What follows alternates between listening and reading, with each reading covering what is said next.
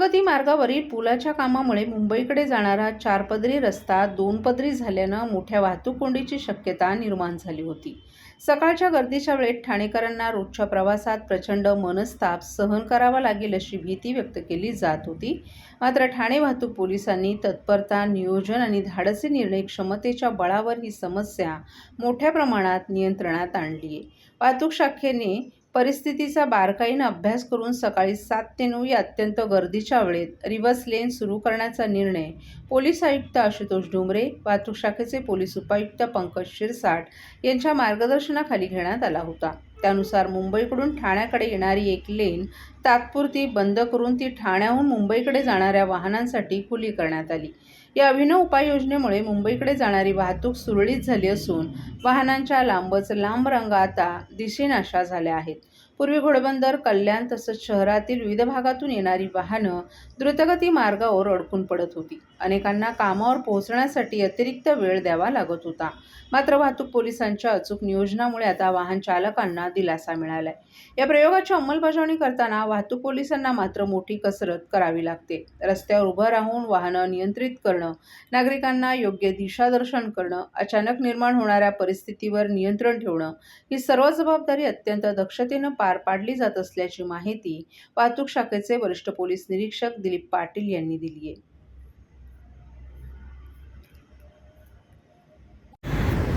माझं नाव विवेक सबनीस. पोलिसांच्या प्रयत्नांमुळे आज ट्रॅफिक इथे खूप सुसह्य झालेला आहे. पोलिसांना खूप धन्यवाद. Thank you. I am Jasna and I travel to BKC every day, and the traffic controllers have done a really great job by starting a lane on the opposite side, which has considerably reduced the traffic and congestion. Thank you. 12वीच्या पहिल्या पेपरसाठी घरातून निघालेल्या Soham Sachin कटरेचा local रेल्वेमधून पडून दुर्दैवी मृत्यू झालाय. कळवा-मुंब्रा railway स्थानकाच्या दरम्यान प्रचंड गर्दीमुळे तोल जाऊन सोहम खाली पडला असून त्याचा जागीच मृत्यू झाल्याची माहिती मिळाली आहे.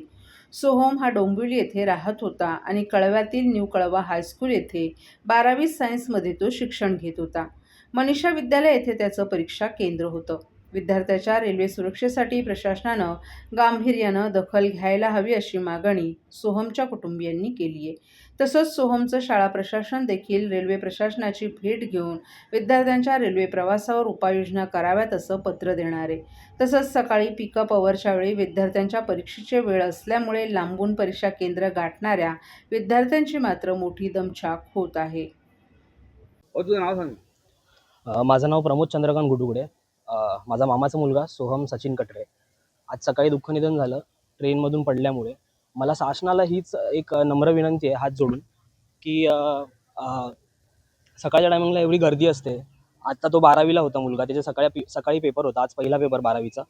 तो मला असं वाटतं की काहीतरी म्हणजे लहान मुलं बोर्डाची एक्झाम असते 10वी 12वी सेंटर्स सगळीकडे इकडे तिकडे असतात. तर शासनाला माझी हीच नम्र विनंती आहे की त्यांच्यासाठी एक अशी वेगळी सुविधा करावी की असे अपघात पुढे होऊ नये. आणि त्या मुमेंटला ऑफिसची गर्दी पण खूप असते. एवढी गर्दी असते की लहान मुलं कुठून चढणार आणि कसं, तो बोलू पण नाही शकत की साईडला व्हा, हे व्हा ते व्हा. सो मला पुन्हा शासनाला नेहमीप्रमाणे हेच बोलायचं आहे की तुम्ही काहीतरी स्पेशल अशा बोर्डाच्या एक्झाम्सच्या पोरांना काहीतरी स्पेशल ट्रेन किंवा काही वेगळी सुविधा किंवा बसने न्या सेंटरपर्यंत. कारण ही लहान मुलं असतात, 10वीच्या पण बोर्डाचं सेम आहे. आणि हे मी नेहमी भोगत आलो आहे किंवा माझे मित्रपरिवार झाला, त्यांच्या फॅमिलीमध्ये झालं आहे किंवा काय, हे मला कळत नाही कधी दुरुस्त होणार आहे. कारण तिकडे जिथे अपघात झाला आहे तिकडे ट्रेनचं क्रॉसिंग पण बाजूबाजूला खूप कमी जागा आहे तिथे. मला माहीत नाही कसं काय. सो मला शासनाला फक्त हीच नम्र विनंती आहे की तुम्ही इथे दखल घालावी या गोष्टीमध्ये प्लीज. धन्यवाद.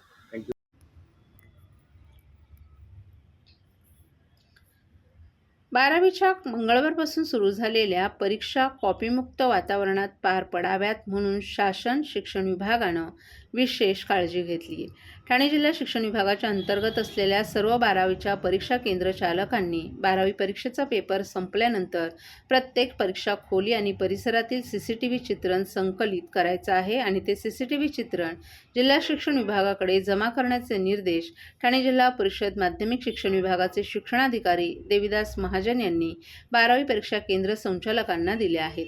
10वी आणि 12वीच्या परीक्षा सुरू असताना एकही कॉपीचं प्रकरण घडता कामा नये या दृष्टीने शिक्षण विभागाने विशेष उपाययोजना केल्या आहेत। विशेषतः भरारी पथकं विभागवार तैनात करण्यात आली आहेत। 10वी आणि 12वी परीक्षांच्या केंद्रांबाहेर आणि विद्यार्थी परीक्षा देत असलेल्या वर्गखोलीत CCTV कॅमेरे बसवण्याचे निर्देश 12वीचे परीक्षा केंद्र असलेल्या शिक्षण संस्था चालकांना देण्यात आले। तसंच ज्या परीक्षा केंद्रांच्या ठिकाणी CCTV कॅमेरे नाहीत त्या ठिकाणी तेथील शिक्षकांना अन्य परीक्षा केंद्रांवर नियुक्त करण्याचं शिक्षण विभागाचे निर्देश आहेत। ठाणे जिल्ह्यातील काही परीक्षा केंद्र ही परीक्षा कॉपी केंद्र म्हणून ओळखली जातात। यामधील काही केंद्र शिक्षण विभागाने या केंद्रातील कॉपीच्या वाढत्या प्रकारानं यापूर्वीच बंद केली आहेत। जिल्ह्यात एकही कॉपीचा प्रकार घडू नये म्हणून जिल्हा शिक्षण विभागानं विशेष खबरदारी घेतली आहे।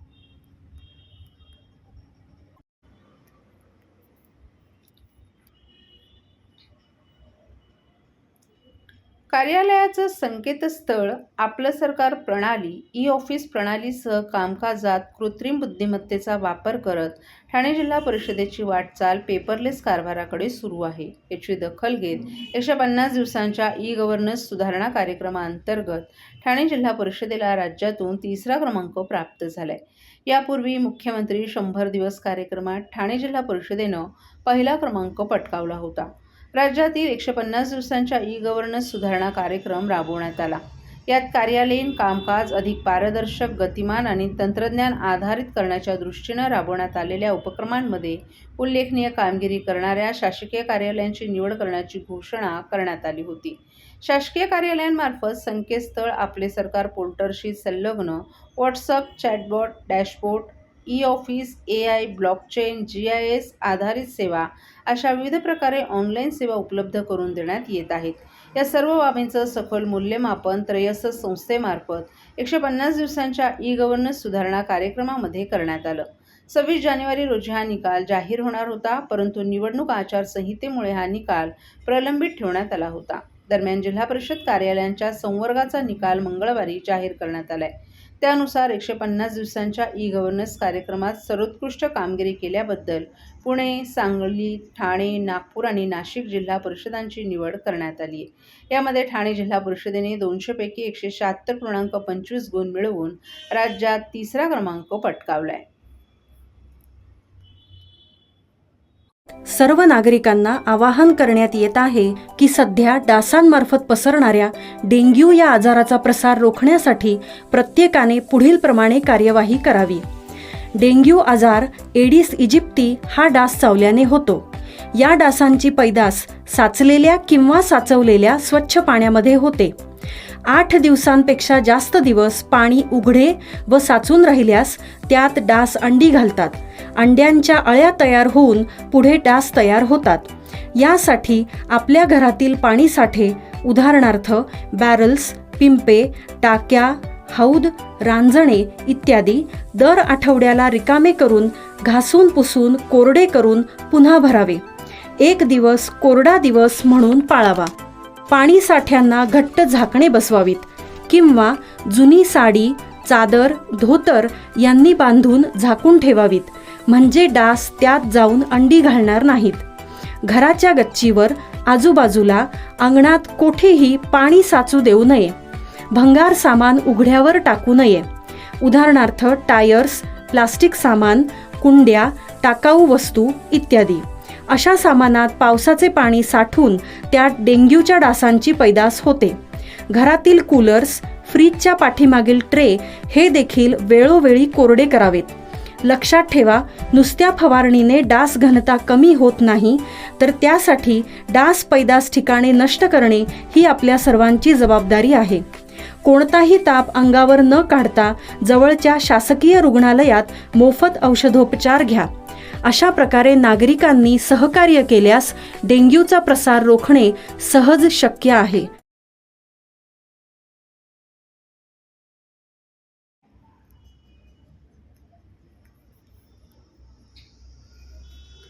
राज्य शासनानं भिवंडीतील आतकोली भागात कचराभूमीसाठी जागा दिल्यानंतर ठाणे महापालिकेने येथे कचरा विल्हेवाट प्रकल्प उभारण्यासाठी हालचाली सुरू केल्यात.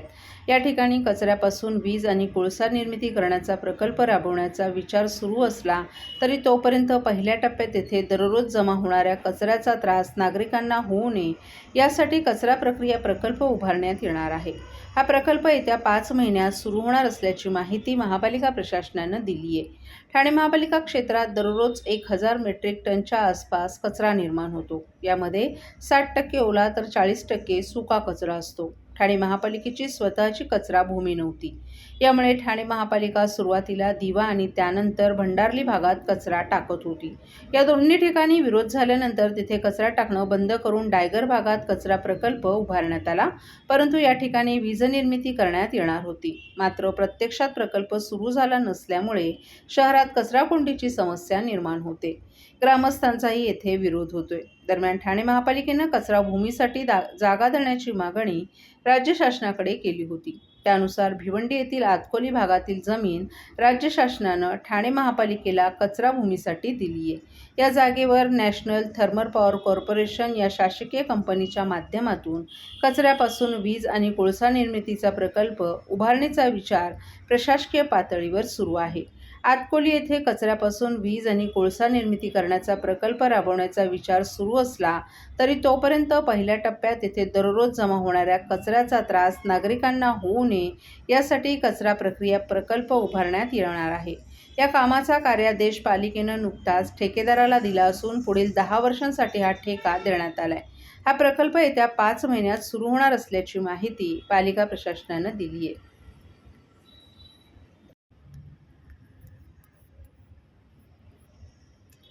मध्य रेल्वे मार्गावरील कळवा आणि मुंब्रा स्थानकादरम्यान काल सकाळी 12वीचा परीक्षार्थी सोहम कठरे याचा परीक्षा केंद्रावर जाताना प्रवासात तोल गेल्यानं मृत्यू झाला होता.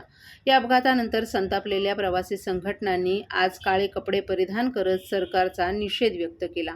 तसंच ठाणे रेल्वे स्थानकाबाहेरील डॉक्टर बाबासाहेब आंबेडकर यांच्या स्मारकासमोर सोहम याला श्रद्धांजली वाहिली.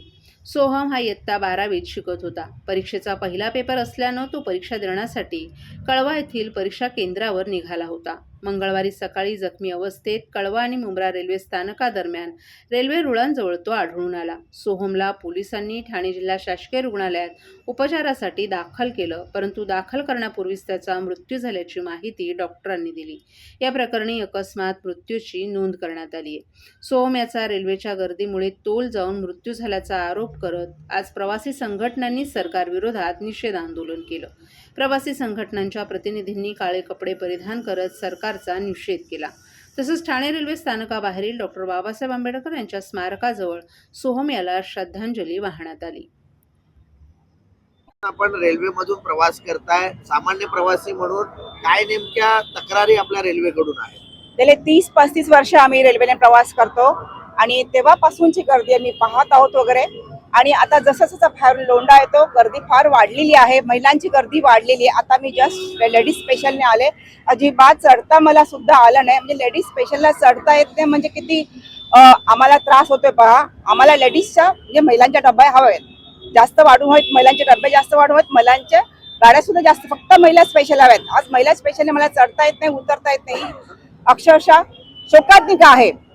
आणि तुमचे रेल्वेचे प्रोजेक्ट लवकर तयार होत नाही, त्यामुळे आम्हाला ह्या प्रकारे आम्हाला त्रास होतो आणि रोज मरून म्हणतात. आज जो विद्यार्थी मरण पावलेला आहे काल ऍक्सिडेंटमध्ये, हे जे शाळेचे विद्यार्थी आहेत त्यांच्यासाठी खास स्पेशल ट्रेन सोडा मी म्हणते.